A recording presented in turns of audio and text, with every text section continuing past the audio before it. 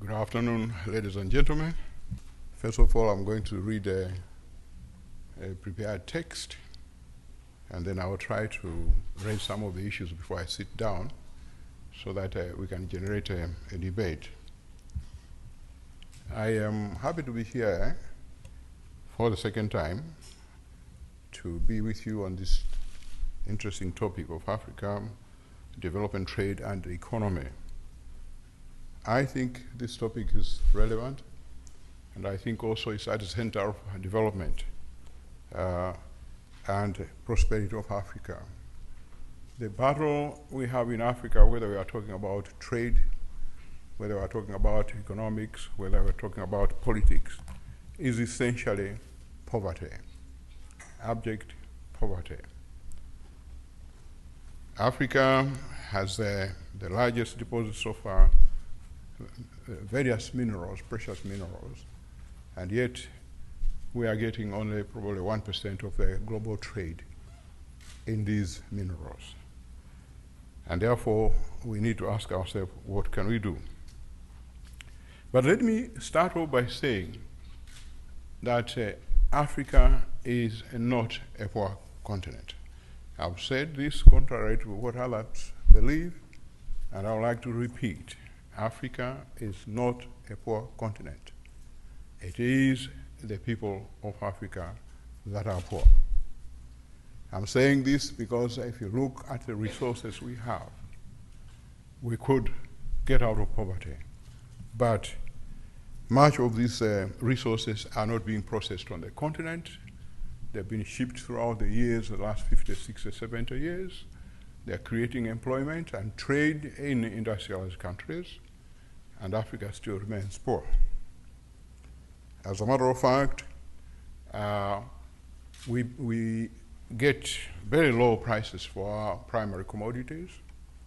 We are then processed in Europe and North America, create employment there, and the product is sent back to Africa at several times the prices. So we are losing twice. First, on the low prices of our commodities, secondly, on the high price of the finished products that we are getting. So these are, I think, some of the challenges that we want to look at. There are statistics available, I think, on the internet, so I will not bother you for that. But only to say that if the international community would agree that some processing or a good part of the processing be done on the continent, I think we could change the development equation, both in terms of trade as well as development. And as Louise was saying, the issue in Africa today is not of aid. We want investment.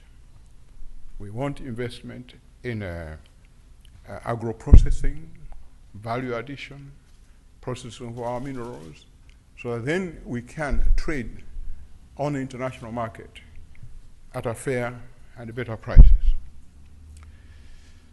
We cannot, as Africa, remain forever as suppliers of raw materials and minerals and expect we can get substantial gain from international trade. That never happens, and it will not happen.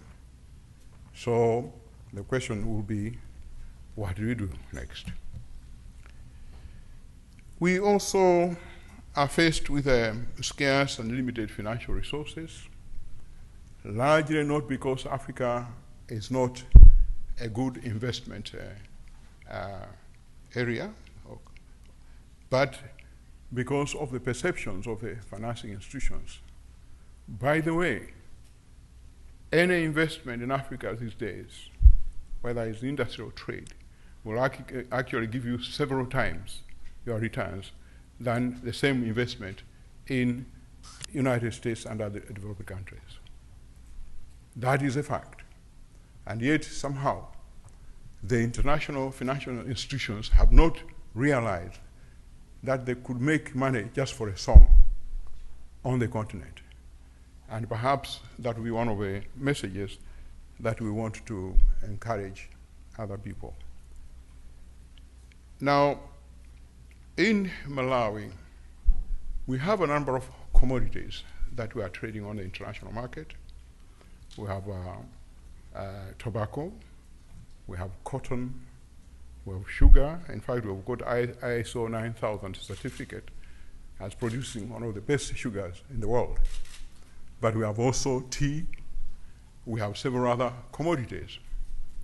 And yet, up to now, the share of our global trade has been very small. Why? Because these, as I said before, they're simply shipped out together with the employment. And I think it's a serious problem. And part of the problem is that following from the colonial history, there's always a feeling that if you want to gain from Africa, you keep Africa underdeveloped. And this is totally wrong, because a developed Africa, industrially, commercially, scientifically, and indeed politically, is a better trading partner for Europe and the OECD than a poor one. I would rather want, if I were to walk with somebody down the street, I'd rather have somebody I can walk with side by side down the road than someone I want to carry on my shoulders. And that's what Europe and others have been doing, trying to carry Africa on their shoulders in trade. And as a result, when they tumble, everybody tumbles. Now you've got Merrill Lynch and the other companies. Indeed, if we ride on their back, we also fall. But we would like to walk.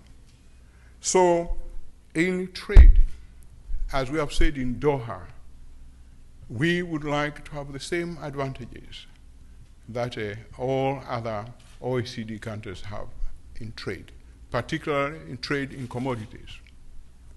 We are told we have EBA, everything but arms. In principle, that's what happens. But in practice, it's something else, because we don't gain from processed commodities. And when we send our commodities into the OECD markets, they face very stiff competition. While at the same time, we face also in agricultural processing and commodities subsidies. So I think these are some of the things that we want to try and change in a new global relation. And we believe that there is room for Africa to play its role on the international scene.